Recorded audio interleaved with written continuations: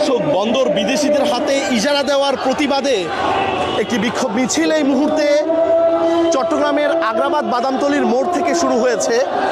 যে মিছিলের সম্মুখভাগে আইনশৃঙ্খলা রক্ষাকারী বাহিনীর সদস্য অর্থাৎ পুলিশ সদস্যদের কিন্তু দেখা যাচ্ছে, আগ্রাবাদের যারা জামুমুনিং থানার অন্তর্গত, এবং ঠিক তাদের পেছনেই কিন্তু আমরা এই মিছিলটি এগিয়ে আসছে যেটা আমরা দেখতে পাচ্ছি। যেই মিছিলটি মূলত বন্দর রক্ষা পরিষদের ব্যানারে কিন্তু করা হচ্ছে এবং তাদের বক্তব্য চট্টগ্রাম বন্দরের সিসিটি এনসিটি বিদেশিদের হাতে তুলে দেওয়ার ষড়যন্ত্র কর্তৃপক্ষ কর্তৃক শ্রমিক কর্মচারীদের ভয়ভীতি প্রদর্শনের প্রতিবাদে এই বিক্ষোভ মিছিল আজ তারা করছেন, যেটা আমরা তাদের সাথে কথা বলে জানতে পেরেছি।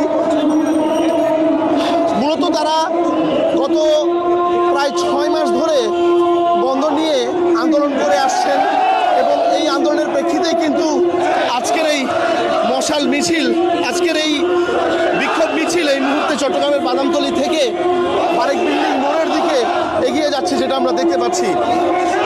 মূলত বন্দর নিয়ে বিভিন্ন সময় গণঅনশন, মশাল মিছিল সহ বিভিন্ন সভা সমাবেশ কিন্তু হয়ে আসছে এবং আজ সকালেও কিন্তু অবরোধ হয়েছিল চট্টগ্রামের 3টি স্থানে এবং সেই অবরোধ ছিল স্কপের পক্ষ থেকে।